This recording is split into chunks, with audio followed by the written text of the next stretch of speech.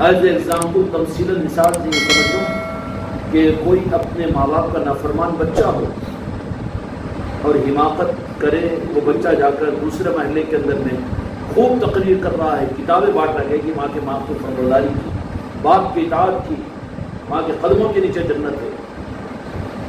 اگر اس کو معلوم ہو جائے کہ خود اپنی ماں کو جھڑکا کر آیا ہے، باپ کو گالیاں دے کر آیا ہے، تو کیا دیں گے؟ شرم نہیں آتی مجھے؟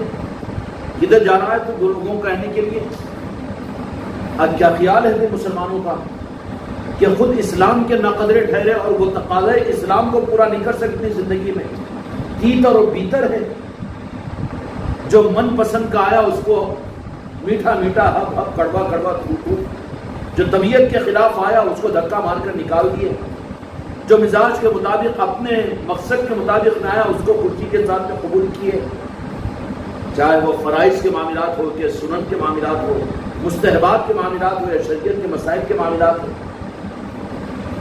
دین کا حشر تو یہ کیے ہوئے ہیں، جب دین خود دینداروں کی زندگی میں اجنبی بن جائے گا اس وقت میں دعوت اسلام کو روک دیا جائے گا کہ کہیں لوگوں کے لیے مذاق نہ بن جائے۔ اب خود مسلمان اس دین کے ناقدر ٹھہرے اور چل رہی ہے تحریک دنیا میں اسلام کی تبلیغ کی اور اسلام کی دعوت اور نشر و اشاعت کی، تو پھر کیوں اس کا اثر نہیں ہوگا کہ قوم اسلام کا مذاق اڑا رہی ہے؟ موقع کون دے رہے ہیں؟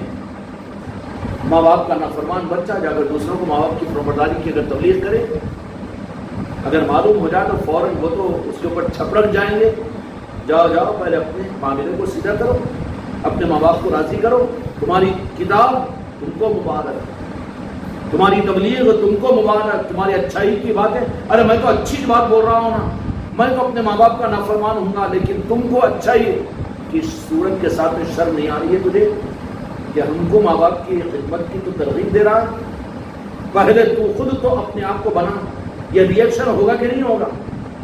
آج اسلام کی جتنی دعوتوں کو بے تکے ان انسانوں نے، یہ تیتر اور بیتروں نے جب تبلیغ کی ذمہ داری کو اپنا کام سمجھ کر اور اپنا نظام سمجھ کر جس درجے کے اندر بھی ہو، یہ خوش نہیں ہو جانا کہ میرا نشانہ کوئی وہ دوسرے لوگ ہیں یا عالمی سطح کے مبلغین ہیں، نہیں، تم اور میں اپنی ذات کے اعتبار سے نہیں، جس اخلاق کی دعوت، جس نظام کی اہمیت اور جس کے لیے اپنی نسبت ہم سمجھتے ہو، اس اعتبار سے ذرا اپنی زندگی کا بھی ہم جائزہ لے کر دیکھیں۔ یہ تو نہیں ہے خدا کا اصول کہ خود پیاسے رہو دوسرے کو پانی پلاؤ، خود بھوکے رہو دوسروں کو کھلاؤ۔ اسلام کا تقاضا تو یہ تھا کہ ہم نے تو تمہیں کرم کر کے اسلام کو تمہیں عطا کر دیا ہے، لیکن اس کے بعد میں مطالبہ کس بات کا تھا کہ ادخلوا فی السلم کا پورے ڈوب جاؤ اسلام میں داخل ہو جاؤ۔ کیا مطلب ہوا؟ کہ تمہاری زبان 2 تولے کی زبان ہے، لیکن تمہارے وجود جسم جو 80 کلو کنٹل کا ہے، 2 تولے کی زبان کا اعتبار ہوگا یا پورے وجود کا، پورے جسم کا اعتبار ہوگا؟ جب اس معاملے کے اندر میں کمی واقع ہوئی تو صحابہ اکرام رضوان اللہ تعالی اجمعین کا مسلک تھا کہ عمومی دعوت کو اسلام کی صحابہ سے رکوا دیا تھا وہاں پر۔ اب میں یہاں پر خانقاہ کی اسٹیج سے یہ بات کہہ رہا ہوں جو دنیا سنے گی تو بہت بڑا دعویٰ ہو جائے گا، کتنی آگ لگ جائے گی تن بدن کے اندر میں۔ اس کے برخلاف میں اس اسلام کی نشر و اشاعت اور دین کی تبلیغ کے نام پر اور اسلام کے پیغام کے برادران وطن کو پہنچانے کے نام پر کتنے اربوں اور کھربوں روپے امت کا مال خرچ کر رہے ہیں، اور کتنا خوشامدیاں کی جا رہی ہے سعودیہ کی اور پتہ نہیں کن کن اسلامی مملکتوں کی، اور بے دریغ وہ اسلام کی تبلیغ اور برادران وطن کو اسلام کے دین کے پہنچانے کے نام پر کتنے اربوں روپیہ اربوں ڈالر وہ لوگ خرچ کر رہے ہیں۔ بڑے نظام ہیں اسلام کی تبلیغ کے لیے وہ لوگ خرچ کرتے ہیں، جنون ہے۔ لیکن اس معاملے کو صحابہ کرام رضوان اللہ تعالی اجمعین کی کیوں کہ عمل کے ثبوت کے لیے قرآن چاہیے، حدیث چاہیے، اور تیسرا جو ہے خلاصہ وہ صحابہ کرام رضوان اللہ اجمعین کا عمل ہے۔ ایسے موقع پر جبکہ جن کو دولت اسلام مل چکی ہو اور انہوں نے اس اسلام کی ناقدری کا اظہار اپنی ذاتوں سے محسوس کروا دیا ہو، محسوس کروانا یہ تو بہت ہلکی چیز ہے، لیکن جو زبانوں سے اس کا اظہار کر دیا ہو اس وقت پر تو بالکل وہاں پر سڈن بریک لگا دیا. اب اسلام کی دعوت و تبلیغ کو روک دو، ورنہ پھر اس اسلام کا مذاق اڑے گا. تمہارا مذاق نہیں اڑے گا، مسلمانوں کا مذاق نہیں بلکہ اسلام کا مذاق اڑے گا، اور پھر مسلمان دین پر نہ چلے. اس سے زیادہ برا ہے کہ نہیں کہ یہ مسلمان خود ذریعہ بن جائے اسلام کے مذاق اڑانے کا. آج عالمی سطح کے اوپر نظر ڈالو کیا ہوتا ہے، اسلام کا مذاق اڑائے کہ نہیں اڑائے. کبھی وہ کبوں کی طرف سے، کبھی وہ کتوں کی طرف سے، کبھی وہ گدھوں کی طرف سے، وہ کبھی خبیثوں کی طرف سے، کبھی کالوں کی طرف سے، کبھی گوروں کی طرف سے. کوئی تحریر میں، کوئی تقریر میں، کوئی پارلیمنٹ میں، کوئی اسمبلی میں. اس کے ذمہ دار کیا وہی ہے؟ انہوں ذمہ دار کیوں ہیں؟ ذمہ دار اس کے جو اپنے کو ٹھیکیدار سمجھے ہوئے ہیں، ان کی بے روا روی اور ان کو حق نہ ملنے کی وجہ سے یہ چیز کہ ان کے ہاتھ پر اسلام تو سربلند نہیں ہوگا بلکہ اسلام کے اوپر آنچ آئے گی ان کی وجہ سے. اور یہ عمل اس لیے اہل خانقاہ اور آل علی اور اولاد علی اور اہل طریقت جو ہوتے ہیں ان کے پاس ہے بنیاد ہی پہلے اپنی ذات سے شروع ہوتی ہے اور انتہا بھی ان کے پاس اپنی ذات ہوتی ہے کہ تمہارا پیروں کا لڑکھڑا لینا اور تمہاری زبانوں کی لچک اور تمہارے عمل کا غلط ہو جانا. تمہارا وجود اگر اسلام کی تبلیغ کے لیے اگر ظاہر ہوا ہو تو وہ تو اسلام کو بعد میں دیکھیں گے، اسلام کی تحریکوں سے، اسلام کی تصنیف اور تقریروں سے متاثر نہیں ہوں گے، بلکہ انسانیت تو اس لیے اللہ تبارک و تعالیٰ نے آسمانی کتابیں ذریعے کے طور پر دی ہے. صاحب کتاب کو پہلے دیا ہے. ہر نبی نے اپنی زندگی کے 40 سال اپنی قوم، اپنے خاندان اور برادری میں گزار کر اپنی ذات سے انہیں مطمئن کیا. پہلے الفاظ ذکر خدا پر ایمان کی دعوت بعد میں دی ان نبیوں نے. پہلے اپنی ذات کے اوپر انہوں نے ایمان. اور بات کیا ہے کہ خود اسلام پروف اگر ہو جائے، دیکھنے میں نہ پہچانے جائے، اخلاق میں نہ پہچانے جائے، کردار میں نہ پہچانے جائے، عشق میں نہ پہچانے جائے، نسبتوں میں نہ پہچانے جائے، سنتوں میں نہ پہچانے جائے، شریعت میں نہ پہچانے جائے، تو پھر بات تو یہ ہے کہ خود رسوا ہو تو ہو. اس لیے ماتم اس بات کے اوپر نہیں ہے، ماتم اس بات پر کم ہے کہ لوگوں کی انگلیاں اسلام کی طرف اٹھ رہی ہے.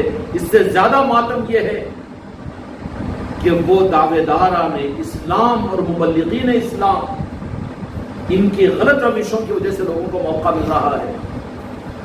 بتائے میرے آقا اور اولیاء کی تاریخ کے اندر میں جب انہوں نے لوگوں کے سامنے پریکٹیکل اور عملی طور پر نہ تقریریں کی، نہ تحریریں کی، نہ جماعتیں بنائی، نہ فرقے بنائے، نہ بڑے بڑے اسٹیجز لگائے، نہ بڑی بڑی تفسیریں، نہ بڑی بڑی تصنیفیں، نہ کوئی لٹریچر کا نظام ان کے پاس میں تھا، بلکہ پیکار اخلاق مصطفیٰ بن کر اور خود اپنی ذات میں دین بن کر.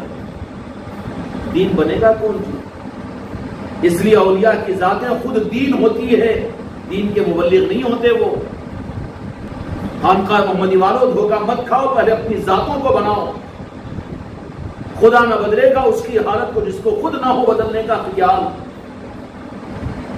اپنے ہر لمحے کے اوپر نگاہ رکھو کہ اس لمحے کے ذریعے سے اسلام کی ترجمانی ہو رہی ہے، اسلام ظاہر ہو رہا، اخلاق ظاہر ہو رہے. زبان کھولو بھی تو سوچو، پہلے عمل کرو بھی تو سوچو، معاملات کرو بھی تو سوچو کہ کیا اسلام کی نمائندگی ہے یہ. ان اولیاء اکرام نے پہلے اپنے آپ کو اسلام بنایا، اور یہ اسلام کا اصل نظام نبوت کے ختم ہو جانے کے بعد میں لا نبی بعدی انا خاتم النبیین، جب نبوت کے نظام کو ختم اللہ تعالیٰ نے فرما دیا میرے آقا پر، تو اب قائم مقام ولایت کے نظام پر یہ ذمہ داری تھی.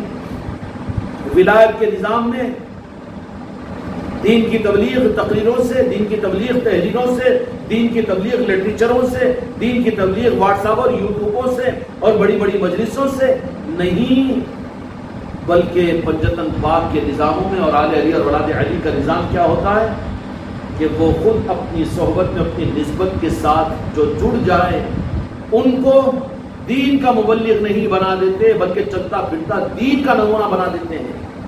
ان کا چلنا اور پھرنا دین بن جاتا ہے، لوگوں کو دین سمجھ میں آتا ہے.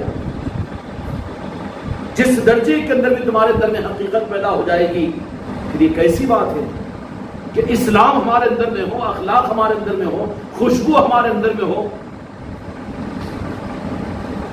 اس لیے طریقت کا نظام اوپر کے نظاموں کا نہیں ہے، زبردستی کے رام رام کا۔ وہاں پر روک دیا رب العالمین نے، لا اکراہ فی الدین، دین میں زبردستی نہیں ہے۔ اور اسلام کو جس پر ناز، اور اسلام کی جو اصل ہے، جو 1500 سالہ تاریخ کے اندر میں اس میں ذرہ برابر بھی کوئی فرق نہیں آیا۔ پیران کامل کو، آل علی اور اولاد علی کے نظام کو اللہ تبارک و تعالی انسانیت سازی اور اسلام سازی کے لیے دیتا ہے۔ خانقاہیں اصل میں کیا ہوتی ہے؟ یہ فیکٹریاں ہوتی ہے۔ کس بات کی؟ ڈپلیکیٹ فیکٹریاں نہیں ہے، چائنا مارکیٹنگ نہیں ہے کہ مارکیٹ میں جو چل رہا ہے چلاؤ، کون بولے گا جی؟ وہ مارکیٹ کرنے والا گندا ذہنیت والا کرے گا۔ اور جو اصل جو مصنوعی ساز رہتے ہیں اور جن کو جو پروڈکٹ رہتے ہیں، کیا کہتے ہیں، اصلی جو چیزیں ہوتی ہے، وہ مارکیٹنگ سے انہیں کوئی تعلق نہیں ہوتا، بلکہ اپنی کوالٹی پیش کرنا ہوتا ہے۔ ہر زمانے کے اندر میں مارکیٹنگ الگ رخ پر چلتی رہی، کبھی حکومتوں کی سطح پر، کبھی اسلام کی مملکتوں کی سطح پر، اور کبھی اقتدار کی سطح پر، کبھی مال و اسباب کی بنیاد پر، اور کبھی دنیاوی ایجادات اور دنیا کی ترقیوں کی بنیاد پر۔ اب لوگ کہتے رہے کہ نہیں، اسلام کے پھیلانے کے لیے ذرہ تعلیم کو بھی سامنے لاؤ، اسلام کو پھیلانے کے لیے ظاہری چیزوں کو بھی، جو ان کی نظریں متاثر ہو جاتی ہے ظاہری اسباب سے، لیکن جو حق والے ہوتے ہیں، جو انسانیت ساز فیکٹریاں ہوتی ہے اور جن کی ذمہ داری ہوتی ہے کہ اسلام کے مسلمان ساز فیکٹریاں جو ہوتی ہے، وہ ان مارکیٹ والوں کے نظاموں سے متاثر نہیں ہوتی، بلکہ وہ تو اپنے طریقے کے اوپر خانقاہ محمدی کا نظام مسلمان سازی کا نظام ہے، اور علم قرآن و حدیث کے مطابق میں یہاں پر وہ تعلیمات یا مسلک و جماعت کی جو تعلیم نہیں دی جاتی ہے، یا دنیا داروں کی، دنیا پرستوں کی جو تعلیم ہے، خانقاہ محمدی اجمیری نصرت۔ تو یہاں پر شخصیت سازی کا اور مسلمان سازی کا نشان ہے، یہاں پر اس کی ذمہ داری ہے خانقاہ محمدی میں۔ ہر رخ کے اعتبار سے صحیح کرنے کی کوشش کی جائے گی نا جی۔ خانقاہ محمدی کا اور یہ خانقاہ محمدی کے نظاموں کا کمال، کسی کو ذرہ برابر ایوارڈ نہیں پہنچتا، صرف یہاں کی خصوصیت یہ ہے کہ ان کے حوالے کیے ہوئے ہیں، وہ جیسا چاہے بنائیں۔ اب یہ بات اور سمجھنے کے لیے ایک مثال دے دیتا ہوں آپ کو، کہ کس طرح سے بہترین قسم کا، چلو بادام کا درخت ہے نا، بادام کا درخت دیکھتے ہیں۔ اب آپ عقل مند ہیں تو یہ تو کہیں گے کہ یہ بادام کا درخت ایک وقت وہ تھا، پتہ مل جائے گا کہ یہ بیج میں تھا بادام کا، یہ پورا درخت اتنا بڑا درخت 15-16 فٹ 18 فٹ کا ہو گیا، اتنا بڑا درخت کہاں تھا اپنے وجود میں؟ یہ بات بھی غلط نہیں ہے، لیکن اب بولے کہ نہیں ہم ایسا غلط بات نہیں مانتے، بولے ہم کو وہ بیج ثابت کرو پہلے، تو بیج کو ثابت کر سکتے ہیں؟ اگر بیج کو ثابت کر رہے ہیں تو وہ درخت کا نہیں ہے، درخت نہیں ہے وہ، درخت کا جو بیج تھا، درخت وجود ہی میں اس وقت میں آتا ہے جبکہ وہ بیج اپنے آپ کو ملیا میٹ کر دے، تب اس کا درخت وجود میں آتا ہے۔ جب تک میں ہے کچھ نہیں ہے وہاں پر، حق میں تو نہیں ہے جہاں میں ہے، اس بات کو لکھ کر رکھ لینا، حق میں تو نہیں ہے جہاں میں ہے۔ اس لیے پہلے میں کو ختم کرو۔ میں کا مطلب کیا ہے؟ میں کے 1,00,000 رخ ہے کہ میرے بغیر کیسا ہوگا، میں نے ہی تو کیا، میرے ہی سے تو ہوگا، اور پھر میری صلاحیت سے، میری تقریر سے، میرے چاہنے سے، میرے بولنے سے، میں جہاں میں ہے، حق میں جہاں میں ہے وہاں پر حق نہیں رہتا، اور جہاں پر حق ہوتا ہے سب سے پہلے میں دل و قلب کے ساتھ بھی نہیں، اپنے وجود کے ساتھ نہیں۔ جہاں میں ہوتا ہے وہاں حق نہیں ہوتا، اور جہاں حق ہے وہاں میں نہیں۔ جیسے بادام کا درخت ہے تو اس کا بیج وجود میں نہیں ہے، تب جا کر یہ درخت بنا۔ حق کا درخت وہی بنے گا جو بیج کی صورت میں اپنے آپ کو مٹا دے گا، اور جو بیج اپنے کو مٹانا نہ چاہے، وہ تمنا نہ کرے کہ اس سے درخت وجود میں آئے، یہی اصول میدان کربلا میں مولا حسین علیہ السلام نے اپنے ظاہری طور پر کیا کیا؟ شہید کروا دیا. کروایا کہ نہیں کروایا؟ کربلا کے اندر میں اپنے آپ کو شہید کروا دیا، شہادت کا جام نوش فرمایا. تب پھر حسینی یہ درخت خانقاہی نظام کا، حسینی یہ درخت آل رسول کے نظام کا، حسینی یہ درخت آل رسول اور اولیاء اکرام کا قیامت تک کے لیے ایسا تناور ہے کہ جس کی چھاؤں میں ساری انسانیت مستفید ہوتی رہے گی اور ان کو سکون ملتا رہے گا. اور یہ درخت خدا کی قسم درخت کوالٹی والا درخت تھا، اور جس درخت کے بیج کے لیے دو جہاں کے مالک نے اس درخت کے بیج کو اپنے کاندھوں پر بٹھایا، کون ہے وہ؟ مولا حسن حسین کی ذات ہے. مولا علی مشکل کشا علیہ السلام اگرچہ کہ ظاہری طور پر آپ کی اولاد تھے، لیکن کبھی مولا علی نے آپ کی عظمتوں کو دیکھ کر اپنی اولاد کی اس فہرست ان کو نہیں رکھا، بلکہ شہزادے مصطفیٰ سمجھتے تھے. بیج کو اتنا سنبھالا نہ تھا، سنبھالا کہ نہیں سنبھالا؟ سنبھال کر اس بیج کو میدان کربلا کی اس زمین کے اوپر لا کر اس بیج کو ایسے کام کا بنا دیا کہ اب اس کا شجر، اس کا درخت اب قیامت تک رہے گا. اس کے لاکھوں پتے، دنیا کے کروڑوں اولیاء، جتنے اولیاء وجود میں آئیں گے، خدا کی قسم اس میدان کربلا میں مولا حسین کے قدموں کی خیرات اور مولا حسین اور مولا حسن علیہ السلام کی جڑ کے اثرات اور پتے ہوں گے. تمام اولیاء آل رسول، آل میر، اولاد علی ہوتے ہیں. سمجھ میں آ رہی ہے؟ اور پھر کیا کیا وہاں پر کہ بیج کو ظاہری طور پر ایک نظر اگر مولا حسین کی چاہت یہ ہوتی کہ نہیں رہنا چاہیے، تو خدا کی قسم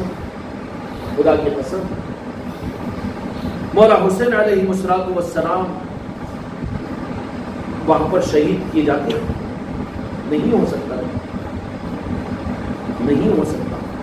لیکن کیا تھا کہ وہاں کی شہادت کو آپ نے قبول فرما کر بیج لگوا دیا اولیاء کے نظام کا، غوث و خواجہ کے نظام کا، کہ جس کا بیج کی نسبت کربلا سے ہو. تمہارے ہمارے لیے اپنی خواہشات، اپنی چاہتیں، اپنی دنیا کی جنت کا بنانا، اپنی سہولتوں اور اپنے تقاضوں کو دیکھنا کتنا بڑا عیب ہوگا. اس لیے جو اہل حق ہوتے ہیں وہ ہمیشہ کربلا کو اپنی نظروں میں رکھتے ہیں کہ کوئی چاہت اور کوئی تمنا نہیں، بلکہ صرف یہ ہے کہ یا اللہ ہماری عالم میں بھی، ہماری نسلوں میں بھی عاشقین حسنین کو پیدا فرما، حضرت پاک کو پیدا فرما. ہم بھی اپنی اولاد اور اپنی نسلوں کو در اختیار کا ہے تو کب تک رہے گا اپنی اولاد کے لیے، لیکن تمنا تو کر سکتا ہے کہ یا اللہ میں اپنی اولاد کو بھی دیکھوں تو حسینی رنگ میں دیکھوں، میں اپنی اولاد کو بھی دیکھوں تو پنجتنی رنگ میں دیکھوں، میں اپنی اولاد کو بھی دیکھوں تو غوث و خواجہ کا دیوانہ دیکھوں. یہ تمنا تو کر سکتے ہیں، اگر بجائے اس کے سروں کو موڑ دو اور پھر وہ بات ادھوری رہ جائے گی. کہ اللہ تبارک و تعالیٰ نے فرمایا ادخلوا فی السلم کافہ، اس معنی میں تقاضا تو یہ تھا کہ پورے اسلام میں داخل ہو. یہ تو ہوا نہیں، اب چلے ہیں اسلام کی تبلیغ کرنے، اسلام کے مبلغ بن کر اسلام کو دنیا میں لٹریچروں کے ذریعے سے، تقریروں کے ذریعے سے، تحریروں کے ذریعے سے. یہ تو چہرہ پروڈکٹ کے نظام ہے، اس سے نہیں، بلکہ پہلے تقاضا تو کیا ہوگا کہ کیا ہوگا کہ پہلے اپنے آپ کو اسلام کے چلتے پھرتے نمونے بناؤ. تو پھر یہ اسلام کے چلتے پھرتے نمونے نہ کتابہ والوں کے پاس سے بنیں گے، نہ مدرسے والوں کے پاس سے بنیں گے، نہ دنیا والوں کے پاس سے بنیں گے، نہ یہ مسجدوں میں بنیں گے، بلکہ یہ بننے کی جگہ، حقیقی بننے کی جگہ تاریخ اسلام اس بات کو شاہد ہے کہ خانقاہ ہے اور آل رسول، اولاد علی اور آل علی ہے. ان کی خدمتوں، ان کی نسبتوں سے یہ مصور ساز ہوتے ہیں، یہ مورتی بنانے والے ہوتے ہیں. ان کے لیے کوئی مشکل نہیں ہوتا، وہ نظر ڈالتے ہیں، بس یوں کرتے ہیں، تصویر بنا دیتے ہیں. اور تم میں بورڈ کے اوپر اگر لیتے بیٹھے نا تو ناک ادھر گئے تو کان ادھر جاتے، تو ٹانگ ادھر جاتی تو ہاتھ ادھر جاتے، تصویر بنا سکتے ہیں. مگر جو بنانے والے مصور ہوتے ہیں خالی یوں کرتا ہوں، یہاں ایک لکیر وہاں، ارے یہ بن گئی تصویر، بنتی کہ نہیں بنتی؟ ان کے لیے آسان ہے. یہ حق صرف اصل اسلام کے سپاہی بنانے کا صرف آل علی اور اولاد علی کو ہے، اور انہوں جو سپاہیوں کو بنائیں گے ان کے ذریعے ہی سے حقیقی اسلام دنیا میں وجود میں آئے گا. اور یہ وہ چیز ہے کہ جس کی تصدیق عقل مند اور دیانتدار کیے بغیر نہیں رہ سکتے. کہ جہاں پر اسلام کے اصلی نمونوں کو دنیا دیکھنا چاہیے تو اسلام کے اصلی اور حقیقی نمونے تو صرف امت کو اور اسلام کو خانقاہوں سے ملے، اہل طریقت سے ملے، پنجتن پاک سے اور آل رسول سے، آل علی اور اولاد علی سے ملے، جو ان سے جڑا اور ان کی نظروں میں آیا، ان کا غلام بنا، ان کے حوالے اپنے آپ کو کیا۔ کیا ہوا پھر؟ ان کو بنایا ان پر نظر ڈال کر، ظاہری طور پر کوئی چیز نہیں تھی لیکن یوں چلکیاں کھینچ دیتے ہیں، ایک نظر ڈالی بدلا دیا، قلب پر نگاہ ڈالی بدلا دیا، رخ پر نظر ڈالی بدلا دیا۔ اور بدلانے کا پاور اور بدلانے کی طاقت کس کو ملتی ہے؟ کہ جو خود کو اپنی جگہ محسوس نہیں کرتا۔ اگر مرید بھی، میں بھی مرید ہوں، محسوس کر رہا ہے تو سمجھ لو کہ ابھی حق پر نہیں ہے، میں ہے ابھی۔ میں کا احساس ہو تو ڈھونڈو، خود اس مقام پر آؤ میرے بچوں۔ تو تم جب حق کے سپاہی بنو گے، حق کے سپاہی بنو گے، اور یہ چیز کا نکلنا اتنا آسان نہیں ہے، جان کا نکلنا آسان ہے، لیکن یہ تو گفٹ ہے مولا علی کی طرف سے، جس کو عطا فرما دے کہ خود کو بھی خود سے جدا کر دے۔ جس کو جدا کر دیا جاتا ہے اس کو حق کا سپاہی بنا کر، پھر اس کو مصور بنا دیا جاتا ہے، اس کو انسانیت ساز بنا دیا جاتا ہے، اور اس کے ذریعے سے بھی سچے اسلام کے خدام کو وجود میں لایا جاتا ہے، نظروں سے، باتوں سے، صحبت سے، اور ان کو تصرفات دیے جاتے ہیں، دور رکھ کر بھی نواز دیتے ہیں۔ وہ تصرفات بھی سیٹلائٹ کا نظام رہتا ہے کہ نہیں ہوتا، لاکھوں میل دور بھی، لیکن توجہات کے ذریعے سے ان کی تربیت ہو جاتی ہے۔ ہاں، حضرت اویس قرنی رضی اللہ عنہ کہیں پر ہے لیکن کسی پر نظر ڈال دے، خانقاہ محمدی پر ڈال دے، کسی کو اب وہ طے کر لے کہ ہم اس کو بنانا ہے تو خدا کی قسم بنا دیں گے۔ وہ صادر پاک دور ہے لیکن وہ نظر ڈال دے کہ نہیں، اس پر خانقاہ محمدی کے فلاں بچے کے اوپر، اس لیے تو ہم بیکاری بنا تم کا اولیاء کی چوکھٹ ہوگا۔ وحق لا الہ الا اللہ۔